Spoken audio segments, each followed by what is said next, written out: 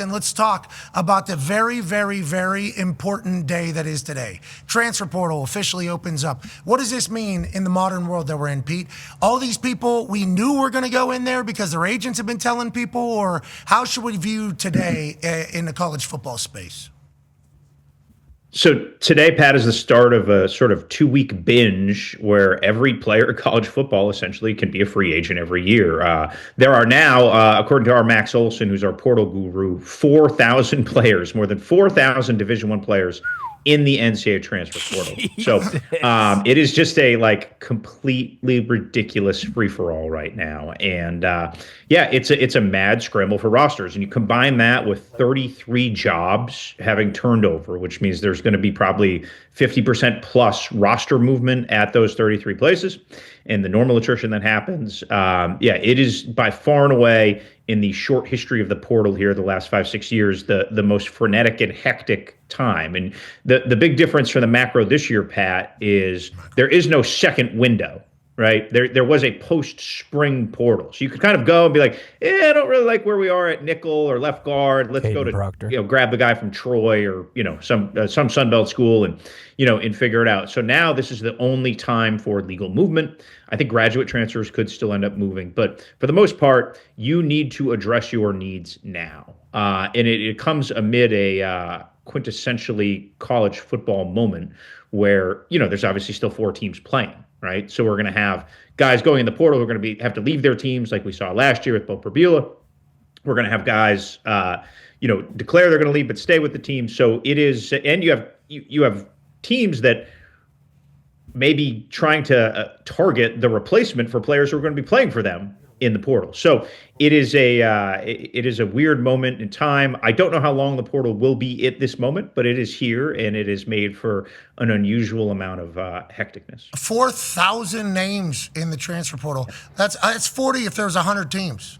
Yeah. How many total players are there in Division I football? Do you know? Well, that's why I was trying to do the math. 100 teams. We'd go 133 times 85. I'm not a math guy, 40, but I'm sure Ty can do that in his head. No, certainly not. Yeah, we got phones now. 11,300. 11,300. So a third basically of the college rosters are currently in transfer portal. And I will say this from a player's perspective: if I can go in there and go back to my school, why wouldn't you go in there just to see? Now, that leads to the conversation of in the NFL, free agency frenzy launches on a Monday at noon. Okay, we're very lucky that it happens. It's part of our show, has been a part of our show. It's crazy. But all the tampering, there's a legal tampering period in the NFL. It starts at the combine, and then it kind of works its way through where agents are speaking to other agents, GMs are speaking. It's basically like when it all kind of takes place, but it's a legal tampering, but they're not allowed to do it. So they meet in bars and Starbucks unless Schultz and Rappaport fight each other. So, it's all that. Does college have that happening as well? Because I assume that's very regular right now because there's really no rules or no real no person to enforce any of it. So I would assume the tampering has already happened. Have deals already been made? Do players know once they go in the transfer portal where they're headed? How does that kind of all work? So yeah, there is, and to be fully blunt, I don't even know what the actual contact rules are, but they are ignored, and the agents are, legally acting as middlemen for their players and contacting schools and such. But obviously, the players are talking to the coach. All this stuff is happening. Nobody's even really hiding it, if we're being honest, right? So. Yeah, guys started declaring they were going to the portal 3-4 weeks ago, and markets are set and preference lists are made, and so today, tomorrow, we're going to see some deals finalized. For example, last night, right after midnight, I reported Rocco Becht, the Iowa State quarterback, told me he's going to visit Penn State and likely will come to a deal. And that's not shocking. He played for that staff at Iowa State. And so deals like that are fairly obvious are coming together and set to come and set to come together. So need to fix I would say calendar. probably of the quarterback market, a third of it is probably done or close to done at this point. I think there needs to be a whether full that's been calendar. announced or not. Pete, there needs to be a full calendar here. They just need to do a calendar rehaul that'll fix a lot of the issues. I mean, Saban talked about it. He took his New Year's resolution to chat about it. But it's obviously the players have to do what they have to do right now. Teams have have to do what they have to do. But if you change the calendar, then I think that kind of fixes when you have to do what you have to do, and it might make it all a little bit morally understandable. I think that would be a way to kind of, what's that? You said, I don't think so, to morally understandable? Well, morally understandable. It would make it make sense, right? Like, and it would keep everything a little bit more linear. But there's always going to be tampering, and there's always going to be dudes getting fired. No, right? agreed. Like, but if we have a legal tampering period like the NFL has, like it was happening, now it's just kind of like, hey, it is happening, then it's a little bit more like everybody's doing the same shit. Because everybody always says, what am I allowed to do? When am I allowed to do it? It's like, if they were to make a calendar, I think, to my perspective, I didn't explain it enough, it would be more morally understandable to be able to do all the shit that everybody's doing, as opposed to just being like, we don't know what the rules are, we don't know what everybody else is doing, we're trying to keep up with everybody else. Well, who's everybody else? Have you heard exactly? No, but somebody's got to be doing that. There's a lot of that kind of happening, you know, where people are kind of justifying everything they're doing. So if we had a better calendar that kind of said, like, this when this happens, this when this happens, this when you could do this when this happens. But who would do that, Pete? Yeah, and who now makes we're the dog calendar? chasing tail. Now we have no idea who would even accomplish that. Who's at the top? Who's in charge? Nobody, H. Right, Pete? Will you just quickly, because I don't want us to talk about who is and who isn't in charge, because it's nobody, right? That's basically the final answer. Correct. Yeah, that's the succinct answer to that is no one is in charge. But the game is great. Awesome. And the players are awesome, and there's a lot of great opportunity. Now, you talked about 4,000 plus names in that transfer portal. The number one name in the ESPN transfer portal rankings. Go ahead, Tone. Yeah, Pete, I believe it's Brendan Sorsby, quarterback from Cincinnati, is number one. Now, all four teams in the semifinals are starting transfer quarterbacks, Dante Moore being the only quarterback that's been there for 2 years. And Sorsby's not the only name. Levitt's in there, Drew Messamaker, Lagway, Raiola, Byron Brown, everybody knows, Rocco Beck, Josh Hoover. Like, there's a lot of big quarterback names in this transfer portal, and we've seen you can go to a national championship with transfer quarterbacks. A lot of those big names. Have you heard any rumors on potentially where they're going or schools that are in the market? Obviously, we know that Miami's always in the transfer portal quarterback market. IU's always in the transfer portal quarterback market. I believe Texas Tech is probably going to be.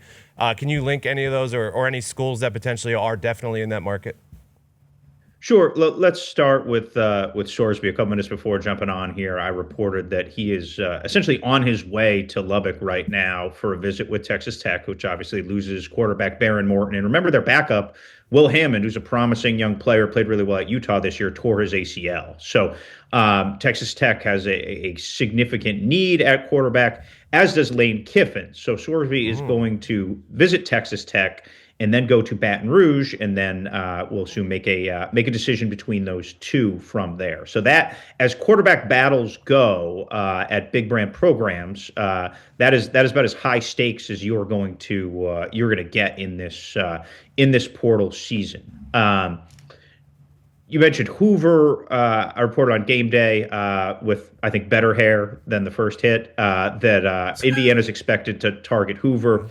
That can get tricky as things go. There's a few other schools that are involved, Louisville, Kentucky among them, but that one is in line, today as it was on I don't even know what day it is anymore. Thursday? Did I say that? Yeah, it was Thursday. It is crazy. Yeah, you should have seen us last night on the flight. Is it Is it today or is it yesterday? What day is it today? Yeah. And it's like, well, we don't know. Our phones, are they on Central Time, Mountain Time, or are we still on Pacific Time? Because you really don't have a clue. But it's been an honor to do it all, I will say. But it has been quite a blur here the last 2025 into 2026 into today. I think I got, this is not to complain, but this is certainly just to let everybody know what's been happening. After Cotton Bowl, we fly to Burbank, California. That's where we're supposed to fly to. Because there is low ceiling with all the weather and the clouds. Pilots come back. The boys in the back had fallen asleep at this point, snoozing. A lot of snoring happened in the back. Can't fall asleep on the planes. Tried to. Did catch like 15 minutes on the flight home. Was pumped up about that. But was wide awake. Pilots come back. We're going to try to land you in Burbank. But we don't know if it's going to be possible. If not, we'll head to LAX or whatever. Okay, they tell us that. It's like, sweet. And we're all very tired. It's very late. And then the guy heads back up there. So then flight attendant turns around and goes, they're thinking they're going to be able to get into Burbank. Cool, because we got people picking us up, and it's very late at night, and the show starts at 6 a.m. local, and it's about to be 1:15 at this time. So, we don't have a lot of turnaround time. Yeah. And from one side to the other is like 45 minutes or so. So that is a little bit of a drive.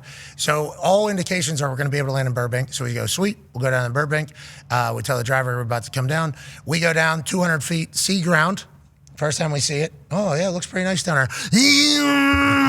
We take right back off. It's like, okay, a little peek and go. We're not able to do it. So now we're heading over to LAX. Now we got to get into LAX landing, right? Because there's a whole thing. So that's an extra 45 minutes to an hour there. Drivers obviously didn't get message because we didn't have service until 20 minutes after we had already left. So it took them another 20 minutes to get there once we get there. So all of a sudden, a 4-hour nap time becomes like an hour and a half, 2-hour nap time for college game day. So then I just roll into game day on like 6 coffees. Here we are, the rain's taking place. So then right after game day, so jacked up about being at the Rose Bowl, I'm going to sleep for an hour and a half, 2 hours here. Well, Oregon, Texas Tech's playing. It's like, well, I'm going to watch that game a little bit, pass out about an hour, get in there. Then we get in last night about 2 a.m. We're in here this morning. So I'm not saying woe is me. I'm just saying not a lot of sleep because how great college football has been. But it's been the perfect way to start 2026. Are we going to get some massive signings? Like, is Sorsby signing today? Like, will we get these early announcements, or is there an official time when all these deals kind of get announced? Like Rocco's deal. Will that get announced as it happens, or is that like a couple of days from now? And do the deals have to be in this 2-week period? Or is that just a visit time, or the deals have to be done in this time? Yeah, what's the next couple of steps here? Maybe a nap or two away from me. So I would expect sort of some just the dominoes to go. There's no like specific day, Pat, where they're going to happen. I would expect them to start popping formally maybe late today, and then over the weekend throughout the week. And I think once a few go, we're going to get a bunch more. So yeah, it will be a fluid and dynamic situation, but it's not like they have to do it by the 16th when the portal window closes. They'll get the popping, he says. Yeah. Pop, pop, pop, pop. So you just pop, have to enter the portal in these 2 weeks. Is that what? Unless your team's still playing, and then you get another 5 days, I think? Afterwards. 5 days. Yeah, they kind of open it up for another 5 days. All right, that sounds very feasible for everybody. Go ahead, AJ. Last question on the portal.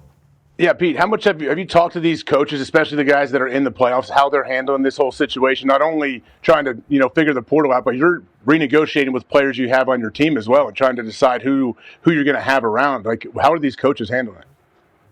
Yeah, it's a good question, AJ. A lot of the renegotiation for the playoff teams, they tried to do in December, right, to just get it out of the way. Like, it's probably not the best game week of a playoff if you're talking to a guy about his deal and his value, but there's also that's some of the reality of it too. I think the most interesting high stakes situations were like Ty Simpson at Alabama. Like, do you go try to find a replacement for him? You don't know if he's going to go pro. Like, you don't know how that's going to work. Now, his season's obviously over. Dante Moore at Oregon. Look, I think everyone just slots him in the mock drafts at 1 or 2 and just assumes that's going to happen. I'm not telling you it's not, but there's a feeling at Oregon that he could stay. And he's even said that. He said that to one of the TV crews going into the JMU game. He's younger. He's kind of seen adversity. He's a little bit of a slight guy. He could probably use to put on some weight. So I'm not telling you he's definitely coming back, but I do think that's there on the table. So if you're Oregon, by the way, you're going to need a quarterback for next year. All these quarterbacks are falling off the board. So it just creates some really bad situations and difficult situations, which is why the calendar that Nick suggests that Pat mentioned earlier would again, nobody's crying for the teams in the Final Four, but they're in bad spots. Yeah, and maybe this is what the parity is created by. Everybody else that isn't in it has time to fully focus on it. The people that are in it, you have to be distracted a little bit. So maybe that'll help with parity going forward. Or these teams that are in Final Four are there because they figured out how to deal with all of it. There is certainly a couple of different things as Pete Thamel keeps his portal phone popping on this glorious 4,000. I think we got a little scoop when I got off here, Pat. What is it? I mean, I gotta confirm it. Good. Checks and You can run it by us first. Yeah. maybe. Would you like us to confirm? Yeah, I don't know if you're the crew I run it by with the couple 100,000 people, million people you have watching. So that's No, probably, yeah, that's probably that not a would good. be the right time to do it. Okay, last couple quick questions, and you're talking about staying going. There's one particular team. I mean, this Golden guy might be the greatest coach I've ever seen. Go ahead, Con Man. Yeah, Pete, it's talked about today how Weiss Jr. is over at LSU, 12 hours after the Ole Miss team beats Georgia. Now he's, recruiting, getting ready for the portal with LSU. Is there a chance that these guys look at themselves in the mirror and say, what the hell am I doing? I'm getting the hell out of LSU and going back to Oxford and just staying with Ole Miss? Or are all 6 of those guys locked in with LSU no matter what? They can't change their mind. They're screwed. They're starting from the bottom. Ole Miss might win a national championship. It is just generally wild that Ole Miss might win the national championship, right? This is why college football is, the most ridiculous best sport in America. It is just, it's mind blowing. It's wonderful. It is awesome. I do not expect, Connor, any of those coaches to go back. They have contracts. Ole Miss has also hired their replacements too. So it's the world has moved on. They're just in that little temporary time warp there. And ton of credit to Charlie Weiss Jr. Man, he called an unbelievable game last night. He had Kirby on roller skates. That's difficult to do. That Georgia defense had been the best in the country the last half of the season. They had stonewalled a bunch of people. And Trinidad Chambliss is one of the great stories in the 21 or 22 years that I've done this. I mean, just he's just been relentless in meeting the moment. And a guy that you'd like to have a beer with, says Coach Golding, which means the boys like him. Every time we've heard him talk, he's seemingly electrifying, and he's not letting any of the outside distraction or noise get in the way of him and the boys kind of doing their thing. It's been fun to watch. Now, about him, last question for you, Pete. Go ahead, Ty. Yeah, Pete, speaking of Winidad, is it just assumed that he is going to get another year of eligibility from the NCAA? And also, after this kind of storybook run for Ole Miss is done, is the idea still that he 1,000% is going to be transferring to LSU? And a majority. Lacey. A bunch of other guys, I guess, on their roster as well. Well, let's start with Trinidad. I think Pat would appreciate if I termed his medical redshirt situation quite the quagmire. Okay. So Trinidad's sophomore year at Ferris State, he did not play a snap. He was dealing with chronic tonsillitis, and they've filed an extensive letter to the NCAA. There's 91 pages, I believe, this off the top of my head from something I wrote 4 or 5 days ago, of medical documentation about Trinidad Chambliss and why he didn't play that year. The early inclination from the NCAA, as they communicated to Ole Miss, was that they were not going to grant him the medical red shirt waiver. So they hired Tom Mars, the noted attorney, and they are trying to push a few buttons to see what's going to happen. The timing of this is horrific for Trinidad Chambliss. If he knew that he could have a year, he would be a top of market $4 or $5 million a year quarterback for next season. And look, the guy made a nice sum of money this year at Ole Miss, but it wasn't even anywhere close to 7 figures. So this would be, a chance for him to get a real payday, develop another year in college football, and really set himself up well. So there is an NCAA committee that reviews these medical hardship waivers that is set to begin meeting likely today. They were closed until New Year's, as Mars pointed out to me. So it's fascinating because if Trinidad jumps in this market, I can't tell you he's won, but he's certainly darn near close to it. And it would really create a fascinating dynamic between Ole Miss and LSU. But Ole Miss and LSU also have to go get other quarterbacks too, right? Like that, that you can't sit and wait and hope for the NCAA for a waiver in this situation. So it's pretty fascinating. And look, there's an expectation just in terms of players that a lot of them are going to, who go in the portal after Ole Miss's season ends, that they're going to consider LSU. So the longer they go, Pat, this is just an opinion.